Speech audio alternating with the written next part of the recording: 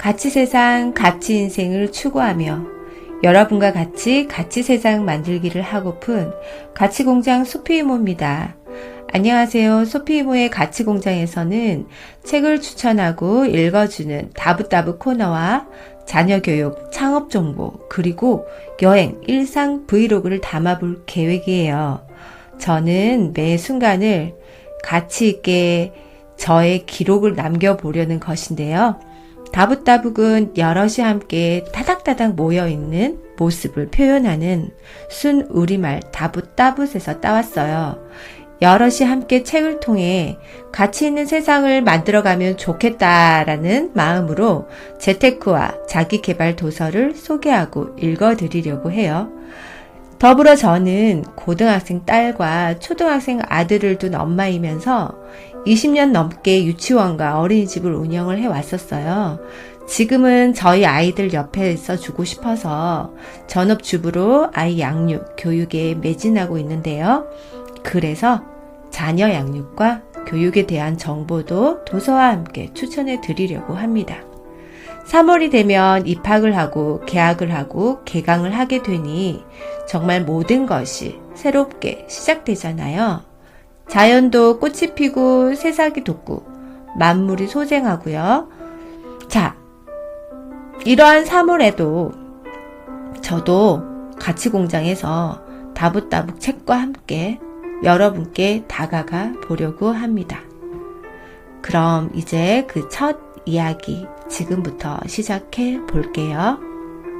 여러분, 워렌 버핏, 조지 소로스와 함께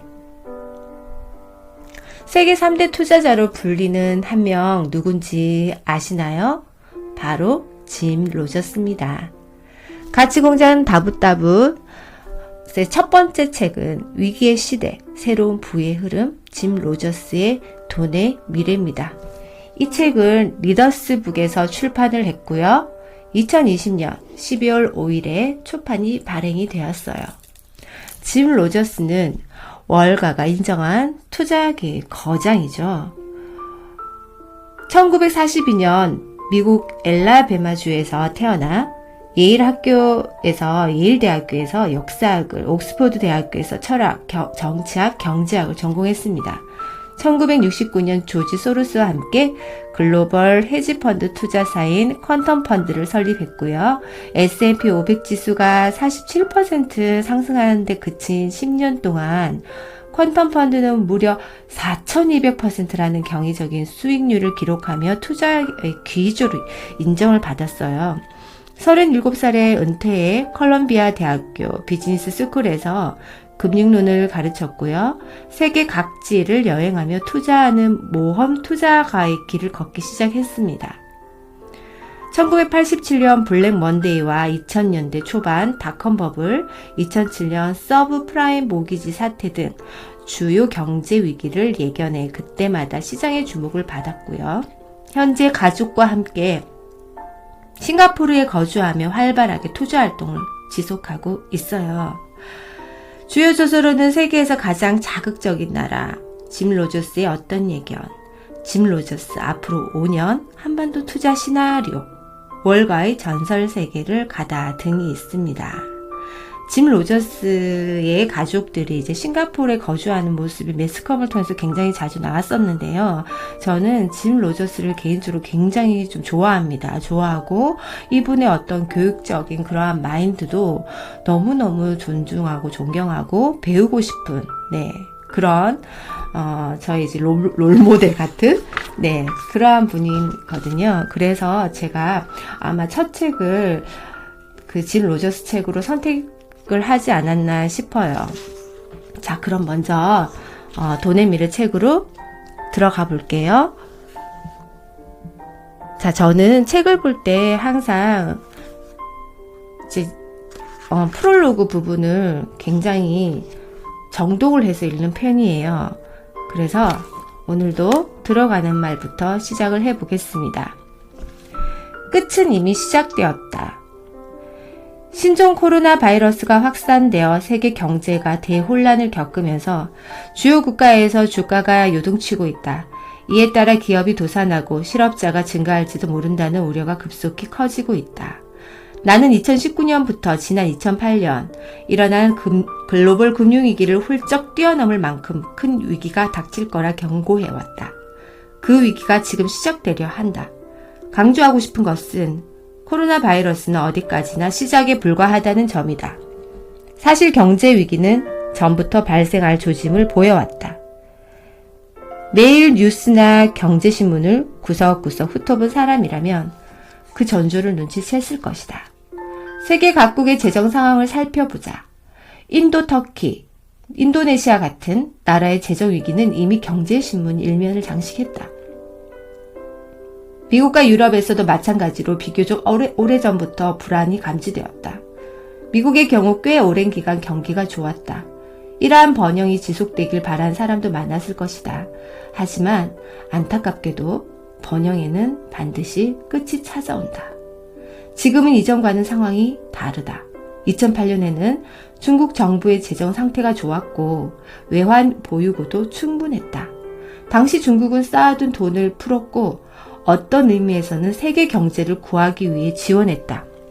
하지만 지금은 중국마저 국가 부채가 증가하고 기업이 연달아 도산하는 모양새다. 인도에서는 몇 년 전부터 수많은 채무 불이행이 일어나고 있다. 널리 알려지지는 않았지만 최근 인도의 거대 은행이 파산했다. 일본도 2008년에 비해 부채 총액이 어마어마하게 늘어났다. 이러한 현상은 결코 남의 일로만 볼 수는 없다. 이처럼 세계 경제가 교착 상태가 빠졌다는 징후가 각 분야에서 조금씩 드러나고 있다. 그리고 이러한 징후는 점점 빠르게 나타날 것 같다. 이른바 끝의 시작이 막을 연 것이다. 안타깝게도 앞으로 파산하는 기업이 전 세계적으로 줄을 이을 것이다. 2008년 리먼 브라더스 사태가 일어난 뒤 12년 동안 세계 곳곳에 주가가 상승했다. 역사적으로도 10년 넘게 주가가 꾸준히 상승한 것은 극히 이례적인 일이라고 할 수 있다. 그런데 증시가 화랑을 보이는 동시에 국가 부채도 늘어났다. 빚이 지나치게 많으면 언제나 그렇듯 심각한 문제를 야기한다. 과잉 채무로 심각한 재정 문제를 안고 있는 국가가 여럿 눈에 띈다. 이미 레바논이 자국 역사상 처음으로 채무 불이행을 선언했고 브라질, 터키, 남아프리카도 위기에 처했다. 다음 차례는 어디가 될지 모르지만 이대로 가면 많은 나라에서 채무 불이행을 선언할 가능성이 높다. 이런 맥락에서 나는 세계 경제에 본격적인 위기가 닥쳐오고 있다고 판단했다. 과도한 채무를 지고 있는 수많은 기업, 국가, 도시는 이제 빌린 돈을 갚아야 한다. 1930년대에 여러 나라의 채무가 늘어나면서 무역 전쟁이 발발했다. 경기 침체가 심화되면서 국가 간 갈등이 고조되었고 이러한 상황이 맞물리면서 군사적 대립이 일어났다. 이번 위기가 앞으로 어떤 양상을 보일지는 모르지만 전쟁이 일어날 가능성을 배제할 수 없다. 1939년과 현재의 경제 상황, 경제 환경에 수많은 유사점이 있다는 건 확실하다. 위기는 언제나 새로운 기회다. 이처럼 여러 단서를 바탕으로 판단할 때 전 세계의 위기가 다가오고 있다고 말할 수 있다. 하지만 지나치게 두려워할 필요는 없다. 위기에는 위험과 기회라는 두 가지 의미가 담겨 있기 때문이다. 다시 말해 이번 위기는 새로운 기회이기도 하다. 앞으로 누가 이 파도를 타고 새로운 승리자가 될지 눈여겨 볼 필요가 있다. 변화는 이미 시작되었다. 앞으로 의료, 컴퓨터, 헬스케어에 더욱 관심이 쏠릴 것이다. 더 많은 환자가 진찰을 받기 위해 자택에서 컴퓨터로 의사에게 증상을 말하고 원격 진료를 받을 것이다. 음식 배달 서비스도 지금보다 급속하게 확장될 것이다. 온라인 교육과 재택근무도 점점 우리 삶에서 당연한 일상으로 자리 잡을 것이다. 이러한 분야는 더 빠르게 성장하며 변화는 가속화될 것으로 보인다. 반면 지금까지 강자 자리에 있던 많은 기업이 어려움을 겪거나 파산할 것이다. 말 그대로 우량 기업은 살아남고 그렇지 못한 기업은 도태된다. 투자를 하려면 이러한 상황에서 누가 이득을 볼지 곰곰이 따져봐야 한다. 나는 금, 은, 그리고 미국 달러를 보유하고 있다. 또 농업 분야에도 투자하고 있다. 상황에 따라 러시아와 중국의 주식을 사려고 한다. 지금처럼 혼란스러운 상황에서는 타이밍을 잘 잡아야겠지만 그래도 기회를 놓치지 않는 것이 중요하다.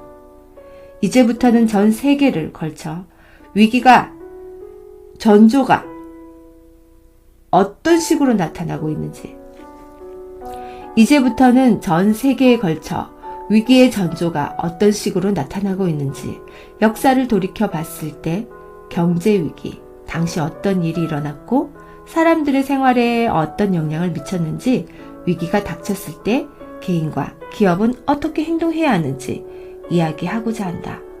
또 오랜 세월 투자자로 활동하면서 깨달은 몇 가지 교훈도 공유하려고 한다. 마지막으로 세계가 움직이는 방향에 대해 솔직히 생각을 나눠 볼 것이다. 아무쪼록 이 책이 위기의 시대의 많은 이들이 새로운 기회를 찾는 데 도움이 되길 바란다. 2020년 4월 짐 로저스.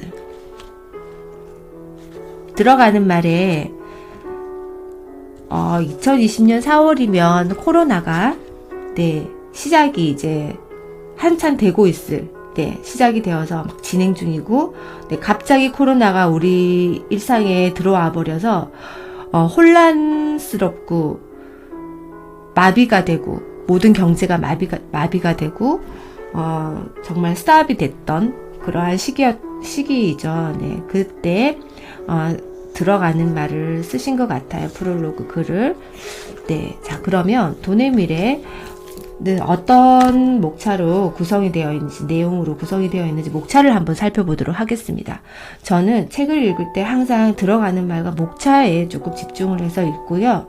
그리고 목차를 읽다가 좀 이렇게 눈에 띄거나 관심 가는 내용, 목차가 보이면 이제 그 부분을 저는 먼저 읽고 다시 돌아와서 이제 처음부터 읽어요. 그리고 그 각각 필요한 부분은 북마크로 체크를 해서 메모를 하거나 다시 그 부분을 좀 더 정독을 해서 읽는 방법을 택하고 있습니다.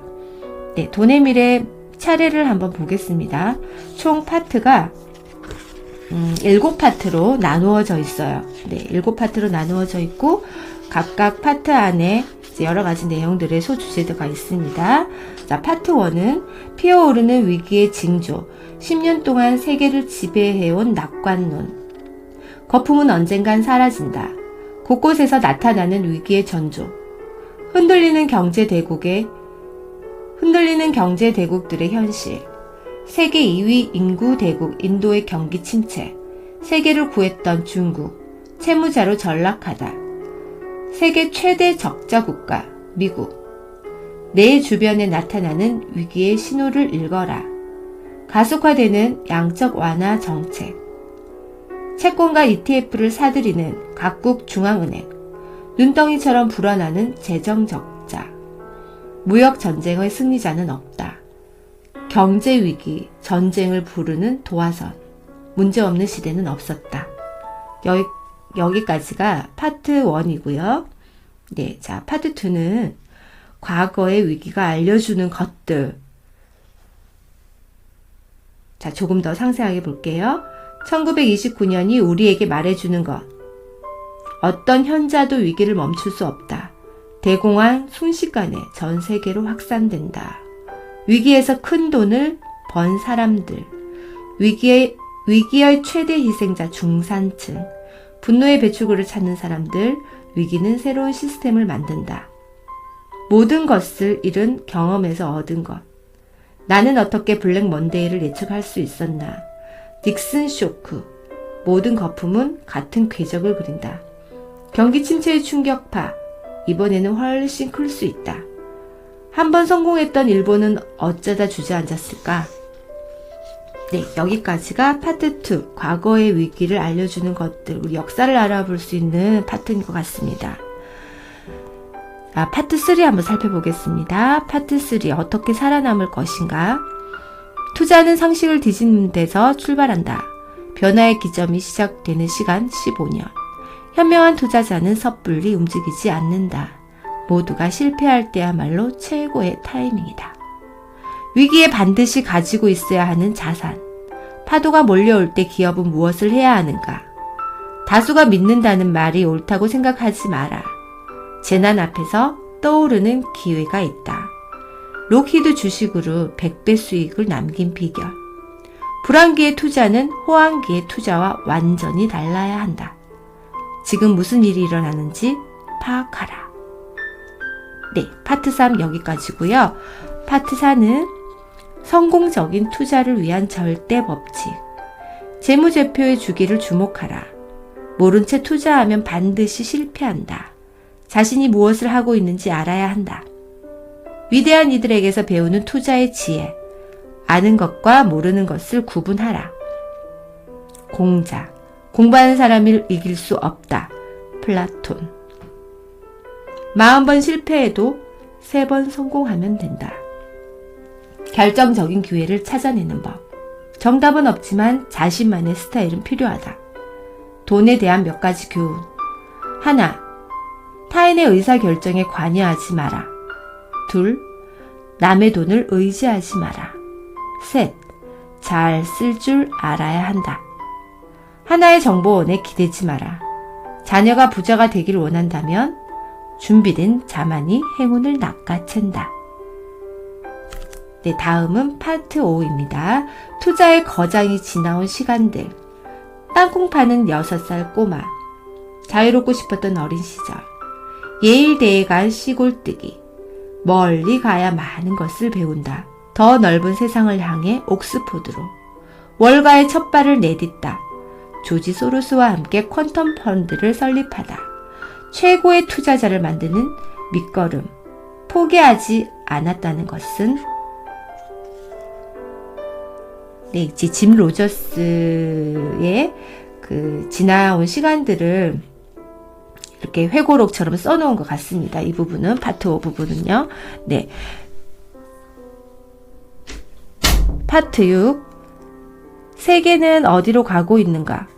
미국의 위기와 2020 대선. 블랙시트 앞에서 흔들리는 영국. 블랙시트가 불러올 영국의 해체 위기. EU 탈퇴. 도미노 사태로 이어질까? 위태로워진 금융 허브의 지위. 구글과 아마존이 좌우하는 스위스 프랑. 세계 경제의 패권은 동쪽으로 이동하고 있다. 일당 독재 체제와 번영의 역설. 공산권의 대표주자 중국과 러시아의 변신. 성장의 열쇠는 개방성. 러시아 농민들은 왜 트럼프에게 고마워할까? 중국의 1대1로 프로젝트. 아프리카를 넘보다. 아프리카에서 영향력을 넓히는 중국. 기묘한 국경선의 숨은 비밀. 아프리카의 교통 인프라는 세계 지리를 어떻게 바꿀까? 정치적 불안정이 불러온 홍콩의 미래. 인도의 미래가 비관적인 이유. 새로운 기회가 있는 곳으로 눈을 돌려라. 성장 잠재력이 집약된 한반도. 떠오르는 러시아, 발전하는 블라디보스토크. 쇠퇴하는 나라, 번영하는 나라. 미국이 쇠퇴할 수밖에 없는 사회적 이유. 세상은 변해도 인간의 본질은 변하지 않는다. 다음 전쟁터, 어디가 될 것인가? 네, 파트 6 세계는 어디로 가고 있는가? 이제 앞으로 미래의 어떤 변화되는 부분을 예견할 수 있고 예측할 수 있는, 우리가 한번 상상해 볼 수 있는 그런 파트인 것 같습니다. 자, 다음 파트 7은 현명한 투자자는 상식을 의심한다. 국가적 행사와 경기 부양의 함정. 근거 없는 열광을 경계하라. 대전하는 시대에 필요한 교육. 위기에 빠진 미국의 대학들. 빠르게 온라인화되는 교육 시스템. MBA 학위에 인생을 낭비하지 마라. 현실과 동떨어진 그들만의 잔치. 공짜 점심은 존재하지 않는다. 제2의 실리콘밸리 선전을 주목하라. 다양한 경로로 세계의 소식을 수집하라. 역사의 법칙을 깨고 있는 중국. 쥐를 잘 잡는 고양이가 좋은 고양이이다. 아시아에서 높아지는 여성의 지위. 누구도 주목하지 않았던 대마초 시장. 대마초 합법화와 새로운 투자처의 탄생. 우리가 블록체인에서 놓치고 있는 것. 당부하는 말, 맹목적인 투자를 경계하라. 파트 7은 여기까지예요. 이렇게 해서 돈의 미래의 책이 구성이 되어 있습니다. 자, 그럼 목차에 나와 있는 내용들 중에서 몇 가지만 한번 살펴보도록 하겠습니다.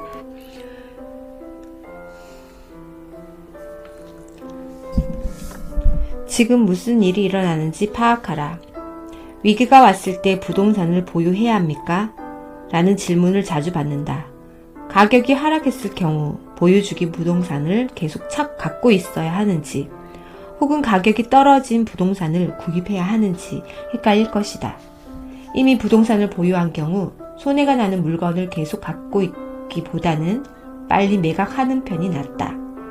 잘못된 것을 그대로 놔두는 것은 현명하지 않은 행보다. 현실을 받아들이고 거기에 맞추어 신속하게 움직여야 한다. 투자자에게 위기는 더할 나위 없이 멋진 기회다. 이를 통해 자기 자신을 단련시키는 법을 배울 수 있다. 위기라고 느끼는 순간 나는 무엇을 할 수 있는지 늘 생각한다. 많은 사람들이 외국을 여행할 때 현지를 둘러보며 참 근사한 나라야 라고만 생각한다. 나 역시 젊은 시절에는 여행을 다닐 때 거리를 보고 순수하게 경관이 참 멋지다. 건물도 아름답네. 라는 생각만 했다. 그런데 오랫동안 투자를 하며 얻은 깨달음이 있다. 아름다운 풍경뿐 아니라 보다 큰 시각으로 주변을 둘러보고 지금 그곳에서 무슨 일이 일어나는지 아는 것이 중요하다는 점이다. 그래서 나는 새로운 장소에 가면 처음 보는 것이나 특별한 것이 없는지 늘 탐색한다. 실제로 세계 각지에 가서 거리와 사람들의 모습을 관찰해 변화를 포착하는 것을 몹시 좋아한다. 파리의 에펠탑을 보고 원더풀 이라는 말을 밖에 못한다면 너무 안타까운 일이다. 지금 주목해야 할 특별한 것은 없는지 관찰할 필요가 있다. 위기일수록 투자자라면 더욱 큰 관심을 가져야 한다.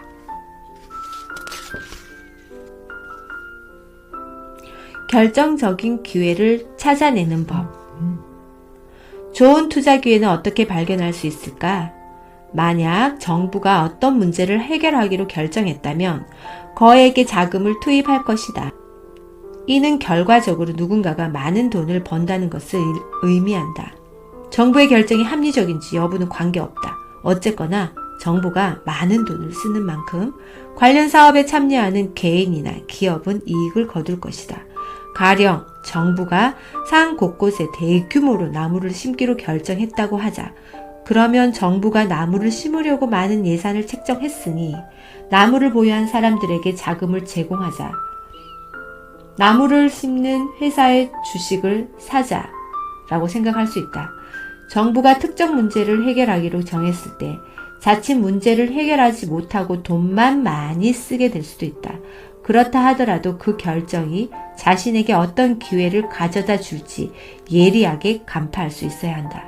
나는 늘 정부가 어떤 문제를 해결하겠다고 말하는 순간을 주목한다. 그런 다음 누가 돈을 가져갈지 생각하며 이 과정에서 이익을 올릴 것으로 보이는 회사에 투자해 그 회사가 벌어들인 수익 일부를 손에 넣는다. 현실을 제대로 파악하지 않고 자신이 좋아하는 것이나 갖고 싶은 것에 무모하게 투자하면 성공하기 어렵다. 자신이 바라는 것보다는 현실 세계에 적합한 투자를 선택해야 한다. 예를 들어 파란 하늘을 만드는 것이 여러분의 바람이라고 하자. 정말로 하늘이 파래져서 거기에 투자할 수 있으면 좋겠지만 그것은 자연스러운 현상이 아니다. 현실적으로 자신이 바라는 것, 희망하는 것에 투자하기는 어렵다. 그러니 바람을 담아서 투자하지 마라. 나는 오랜 세월 투자자로 활동하는 동안 저평가된 대상을 찾아 그것을 몇 년씩 소유하는 것이 최선이라는 것을 배웠다. 이처럼 정답은 없고 투자 방법은 많다. 누구나 자신만의 독자적인 방법을 찾아야 한다. 훌륭한 단기 트레이더가 되길 원한다면 그에 관련된 수법을 철저하게 분석하고 그 분야를 깊이 파고들어야 한다. 성공의 역사를 살펴보면 위대한 일은 사소한 것에서 시작되었다. 나폴레옹은 프랑스령 코르시카 섬 출신의 왜소한 병사였으나 수많은 작은 승리를 거듭하며 프랑스 역사상 가장 위대한 장군이 되었다. 투자에서뿐만 아니라 인생에서도 잊지 말아야 할 사실이 있다. 자신의 커리어 역시 돈을 버는 것을 넘어 보다 넓은 시야에서 바라봐야 한다는 것이다. 취업을 하고 싶다면 가장 많은 연봉을 주는 회사가 아니라 나에게 가장 잘 맞는 일을 할 수 있는 곳을 찾는 편이 좋다. 그러면 돈은 자연히 뒤따라올 것이다. 자신이 가장 잘할 수 있는 일을 맡기는 회사에 몸담으면 낮은 임금으로 경력을 시작해도 별 문제가 아니다. 당신이 뛰어난 실력을 갖추었다면 상사와 동료가 그 우수함을 알아보고 분명히 이끌어줄 테니 말이다. 주위를 둘러보면 일을 정말로 잘하는 사람은 의외로 많지 않다. 세상에는 일을 잘 하지 못하는 사람들이 넘쳐난다. 그러니 다른 사람에게 없는 전문성을 기르려고 노력하는 편이 좋다. 투자자든 스포츠 선수든 어떤 직업에 종사하든 마찬가지다. 저도 이 전문성에 대한 이야기를 저희 그 북클럽 멤버들에게 한번 한 적이 있어요. 네. 시간이 지났을 때 본인이 하고자 하는 일을 얼마큼 그 전문성을 키우느냐에 따라 자신의 능력도 능력만큼 자신이 그만큼 한 만큼 기회가 많이 생긴다는 거죠. 그리고 전문성은 경험이라는 것도 들어가기 때문에 경험을 가지고 있는 사람은 내공이 굉장히 깊거든요. 그런 분들에게 사람들은 그런 분들을 찾는 거죠. 네, 그래서 전문성을 기르려고 노력하는 것은 정말 중요하다는 것을 저도 강조하고 싶습니다. 투자자든 스포츠 선수든 어떤 직업에 종사하든 마찬가지다. 노래도 글도 리서치도 마찬가지다. 무엇이든 당신이 잘하는 게 있다면 세상이 당신을 찾아낼 것이다. 당신의 돈을 쫓지 말고 돈이 당신을 오게 해야 한다. 19세기 미국을 대표하는 신 렐프 왈도 에머스는 이런 말을 했다. 만약 누군가가 성능이 좋은 쥐덫을 발명하면 그것을 사기 위해 전 세계 사람들의 주문이 쇄도할 것이다. 200년 전에는 성능 좋은 쥐덫이 없었다. 이후 다양한 쥐덫이 발명되었고 실제로 이전보다 성능이 좋은 제품을 만들어 부자가 된 사람도 있다. 이처럼 무엇이든 당신만의 능력이 있다면 돈이 당신을 발견하고 찾아올 것이다. 그러니 바로 눈앞의 이익만 보고 행동하는 실수를 범하지 않기 바란다. 장기적인 시각을 갖고 행동할 때 더 많은 돈이 당신을 따라올 것이다. 중요한 것은 당신만의 능력, 당신만의 스타일이다. 나는 나의 길을 찾으리라. 그렇지 않으면 그 길을 만들리라. 이 말은 카르타고의 영웅 한니발이 로마를 공격하면서 남긴 말이다. 코끼리를 타고 알프스를 넘는 것은 불가능하다는 말을 듣자 이렇게 대답했다고 전해진다. 16세기 영국의 철학자이자 법학자 프랜시스 베이컨이 인생의 모토로 삼을 만큼 시대를 뛰어넘어 많은 사람에게 사랑을 받은 격언이며 나 역시 내 아들에게 이 말을 들려주고 싶다. 결정적인 기회를 얻고 싶다면 유망한 투자처만큼이나 당신만의 스타일을 찾아 개발해야 한다. 나는 나의 길을 찾으리라. 그렇지 않으면 길을 만들리라. 한니발. 돈에 대한 몇 가지 교훈.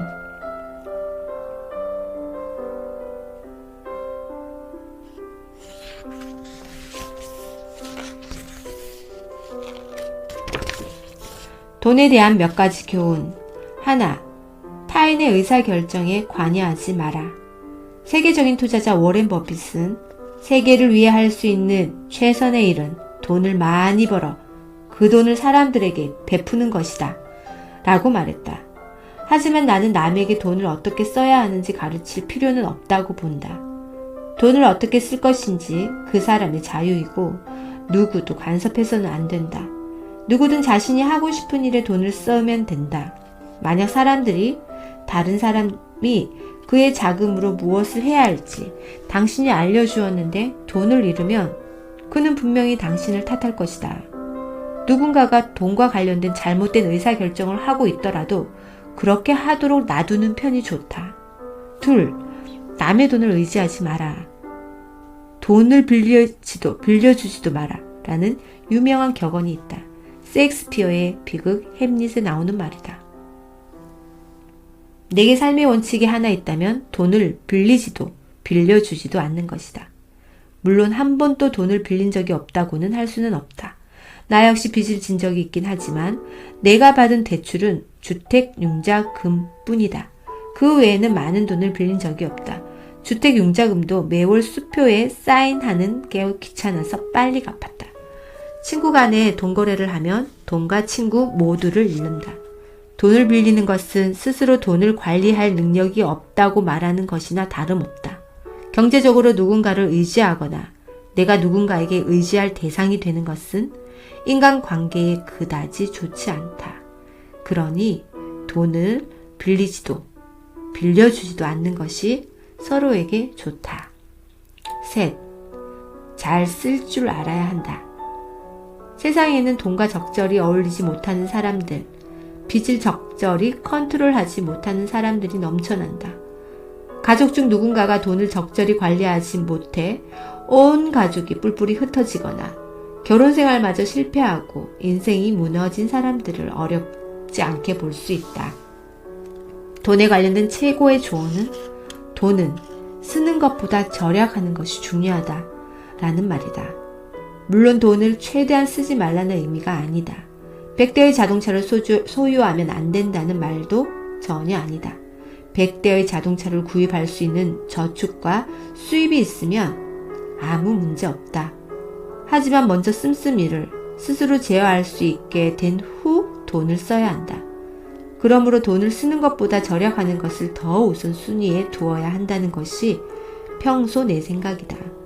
절약을 배우는 것은 정말로 중요하다. 실제로 나는 내 아이들이 돈을 쓰기에 앞서 절약하는 법을 알았으면 하는 바람으로 빚을 포함해 돈을 어떻게 다루어야 하는지 가르친다. 아이들이 자라서 돈을 벌게 되면 절약하는 습관이 있어서 내가 살았구나 라고 생각해 주길 바란다. 실제로 나는 아이들에게 돈이 생기면 일단 돈을 저금해 두라고 말한다. 지나치게 모범답안 같은 말이라고 생각할 수 있지만 사실이다. 딸들이 태어났을 때는 앞으로 돈을 모으는 것을 배울 수 있도록 저금통 5개를 준비했다. 돈을 모으는 습관을 들이지 않으면 언젠가 문제가 생길 가능성이 크다. 물론 아이들이 더 나이를 먹으면 그 돈을 쓸 수 있게 할 생각이다. 자신이 무엇을 하는지 정확히 알고 씀씀이를 통제할 수 있게 된 경우 말이다. 내가 젊어서 돈을 벌고 싶었던 건 자유를 사고 싶었기 때문이다. 다른 많은 부자들처럼 비행기와 호화주택을 갖고 싶어 돈을 벌려고 했던 게 아니다. 보트도 자동차도 원하지 않았다. 나는 지금도 필요 이상으로 많은 자동차도 집도 소유하고 있지 않다. 그저 자유를 사고 싶어. 자유를 사서 내 마음 내키는 대로 살고 싶었다. 그것뿐이었다. 실제로 돈을 벌고 나서 자유를 얻었다. 자유의 일부는 모험이기도 하다. 37살에 은퇴하면서 그토록 바라던 자유를 손에 넣어 전 세계를 장기간 여행을 할 수 있었다. 물론 지금도 오토바이를 타고 전 세계를 달릴 수 있고 싱가포르 집 의자에 앉아 창밖을 바라볼 수도 있다. 이렇게 살아갈 수 있는 것은 단순히 내가 돈을 많이 벌었기 때문이 아니다. 돈 쓰는 방법을 제대로 익혔기 때문이기도 하다. 사람들은 대체로 권력과 명예를 얻기 위해 혹은 다른 이유로 필요 이상으로 많은 돈을 쓰려고 한다. 하지만 그 결말은 대부분 사람을 행복하게 만드는 것이 아니라 고뇌에 빠뜨린다. 많은 사람이 돈을 쫓아 어리석은 행동을 하고 그러다 파멸하기도 한다. 많은 돈을 갖고 있으면 위험한 일에 휘말릴 위험도 커진다. 많은 나라에서 뜻이 비슷한 격언을 찾아볼 수 있다. 바로 부자는 3대를 못 간다 라는 말이다. 1대가 고생해서 재산을 일구고 2대는 그것을 지키며 생활하지만 3대가 되면 성실히 일하지 않고 몰락해 재산을 잃는다는 뜻이다. 그러니 돈을 많이 버는 것도 중요하지만 현명하게 쓸 줄 알아야 한다. 세상은 변해도 인간의 본질은 변하지 않는다. 내가 역사를 좋아하는 것은 그것을 거울 삼아 다양한 교훈을 얻을 수 있기 때문이다. 세계는 빠르게 변화하고 있으나 인간의 본질은 변화하지 않는다. 어떤 시대든 같은 행동이 늘 반복되는 것을 역사를 통해 알 수 있다. 사람들은 새롭고 혁신적인 기술에 더 많은 돈을 지불한다. 그래서 테크놀로지 기업은 시장을 이끄는 리더가 되곤 한다.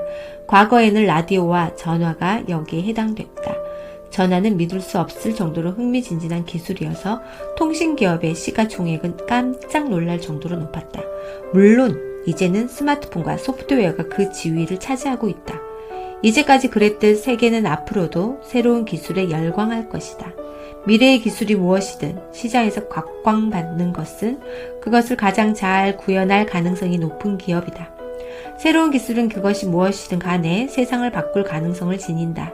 지금은 전화기를 기술로 보지 않지만 100년에서 150년 전에는 전화기만큼 혁신적인 기술도 없었다. 지금은 블록체인이 세상을 바꿀 것으로 여겨지는 기술 중 하나일 것이다. 블록체인이란 사용자 전원이 모든 거래 이력을 공유하고 사용자가 빅데이터를 함부로 수정, 조작할 수 없는 분산형 데이터 저장 기술이다. 처음에는 비트코인 같은 가상화폐로 쓰이는 기술로 널리 알려졌으나 이는 블록체인의 단면에 불과하다. 금융뿐 아니라 의료, 소매업, 부동산 계약마저도 기존 시스템이 블록체인으로 대체될 가능성이 크다. 바이오 기술도 주목해야 할 분야로 새로운 발견이 잇따르고 있다. 분명히 말해 여기에는 혁신이 있다. AI 분야에 뛰어든 기업에 막대한 돈을 쏟아붓는 투자자도 있다. AI 스타트업은 새롭고 자극적이며 아주 드물기 때문이다. 결론적으로 어떤 기술이 투자자를 모을 수 있느냐 없느냐, 그것이 얼마나 새롭고 혁신적이며 세상을 바꿀 만한 것인지 여부에 달려있다. 대전환의 시대에 필요한 교육. 마지막으로 페이지 208페이지 읽어보겠습니다. 모든 나라가 중요하게 생각하는 것 중 하나가 바로 교육이다.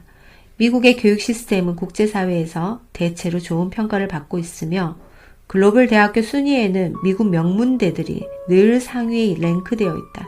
하지만 최근 미국에서 대학 졸업생의 50%가 신문사설을 이해하지 못한다 라는 충격적인 조사 결과를 본 적이 있다.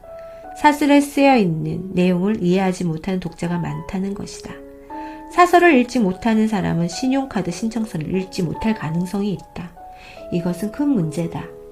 고등교육을 받는 것은 본인의 실제 능력보다 훨씬 우수한 PR 효과를 발휘한다. 내가 졸업한 예일대는 미국을 대표하는 대학 중 한 곳으로 평가받는다. 겉으로 보이는 면만 그런 것이 아니라 실제로 그곳에 다니는 동안 우수한 교육을 제공받을 수 있었다.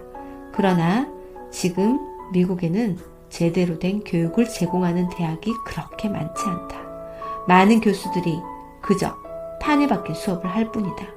나라가 쇠퇴하면 교육도 쇠퇴한다. 16세기 포르투갈에 요즘 사람들은 거의 들어본 적이 없는 최고의 수준의 학교가 있었다.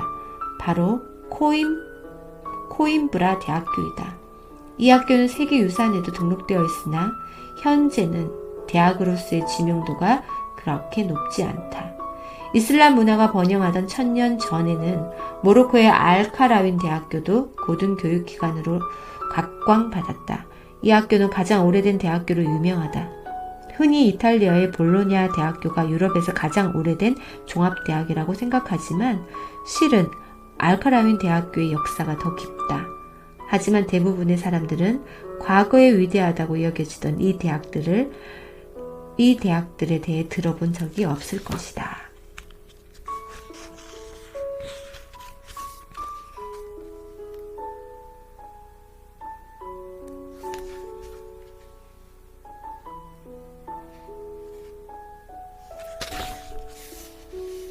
빠르게 온라인화되는 교육 시스템. 교육의 온라인화는 점점 가속화될 것이다. 이미 프린스턴대에서 가르치는 내용과 별반 다르지 않은 수업을 온라인에서 훨씬 저렴한 비용으로 수강할 수 있다. 회계학을 배우고 싶다면 굳이 대학에 가지 않아도 컴퓨터는 물론 스마트폰으로 배울 수 있다.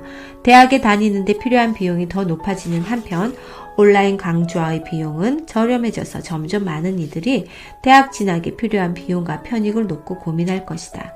교육의 온라인화가 진행되면 관심 갖는 대부분의 주제를 온라인을 통해 배울 수 있게 된다. 그렇게 되면 대학은 아마 청년들이 교류하는 장소가 될 것이다. 나 역시 대학 시절 수업에서 배운 것보다 학우들에게서 배운 것이 더 많았다. 10대 후반에서 20대 초반인 다양한 젊은이들이 모여 서로 지적 호기심을 충족하는 것은 아주 즐거운 경험이다. 앞으로 대학에서도 온라인 수업을 더 많이 활용할 수밖에 없을 것이다. 이제 미국 대학들은 회계학 교수가 2만 명이나 필요하지 않을 것이다. 우수한 교수 한 명이 온라인으로 학생을 가르치면 된다. 회계학도 마찬가지다. 훌륭한 선생님이 온라인으로 강의를 하면 비용은 훨씬 저렴해질 것이다. 미국의 많은 교수들이 테뉴어를 취득하고 있다. 테뉴어는 종신 재직권을 말합니다. 해고의 위험을 피할 수 있어 안정적이기 때문이다.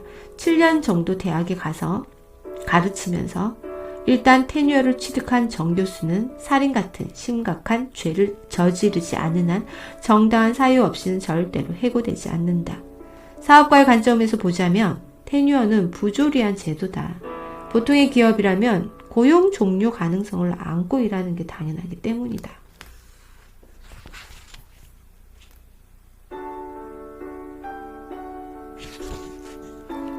MBA 학위에 인생을 낭비하지 마라. 안타깝게도 MBA 과정에서 배우는 것 중 절망적일 정도로 잘못된 내용이 많다.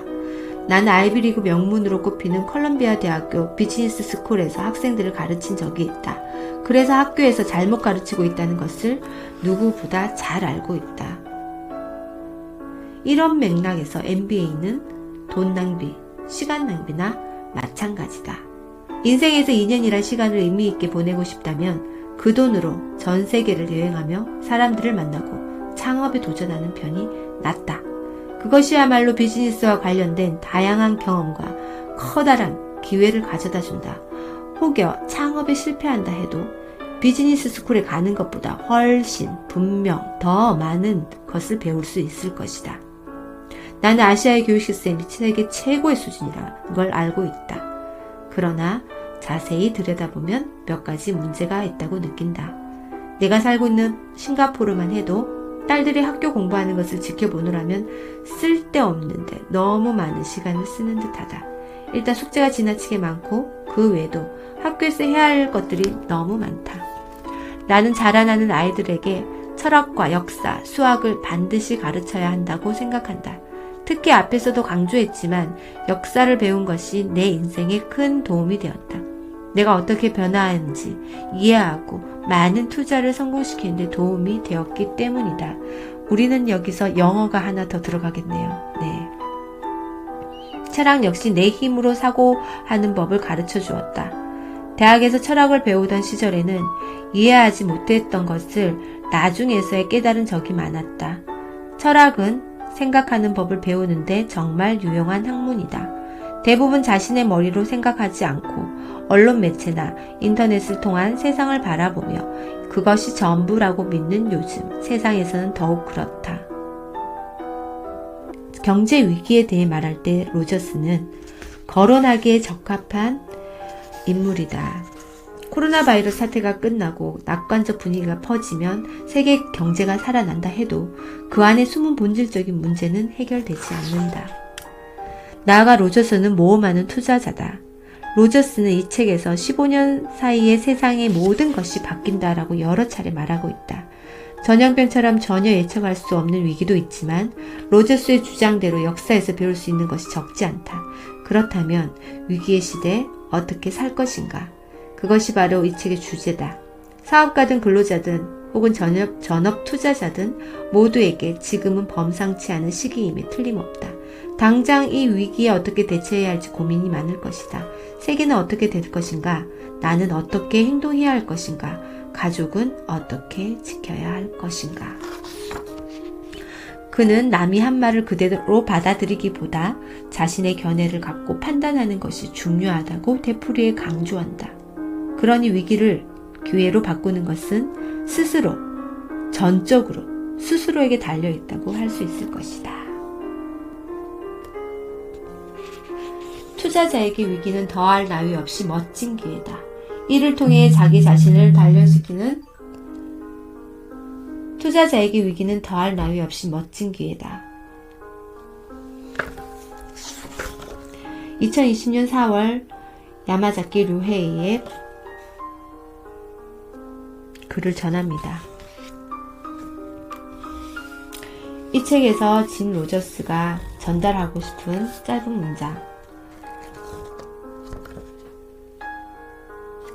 투자자에게 위기는 더할 나위 없이 멋진 기회다. 이를 통해 자기 자신을 단련시키는 법을 배울 수 있다. 위기라고 느끼는 순간 나는 무엇을 할 수 있는지 늘 생각한다. 오랜 세월 시장에 있으면서 깨달은 것은 자신이 무엇을 하고 있는지 모를 때는 섣불리 움직이지 말고 차분히 타이밍을 기다려야 한다는 사실이다. 누군가가 하는 말에 현혹되어서는 안 된다. 자신이 무엇을 하고 있는지 모른 채 투자하면 반드시 실패한다. 50년간 역사의 현장에서 온갖 부침을 겪어내며 전설로 자리 잡은 짐 로저스의 냉철한 통찰은 변곡점에 어우른 현 시점에서 부의 흐름을 읽어내는 데 안내서가 되어주는 것 같습니다. 부동산 주식 등에서 위험의 징조들이 보이기 시작하는데요. 다가올 위험을 감지하고 최악의 상황에서도 살아남을 전략이 무엇이 있을까요? 여러분이 자신만의 전략을 세워보는 데 도움이 될 것 같습니다. 가치공장 다부다부 첫 번째 책은 짐 로저스의 돈의 미래였습니다. 부족하고 미흡하지만 끝까지 들어주셔서 정말 감사드리고요. 구독이랑 좋아요 해주시면 큰 힘이 될 것 같아요. 매주 한 권의 책으로 찾아뵙도록 하겠습니다. 지금까지 가치공장 다부다부의 소피이모였습니다. 감사합니다.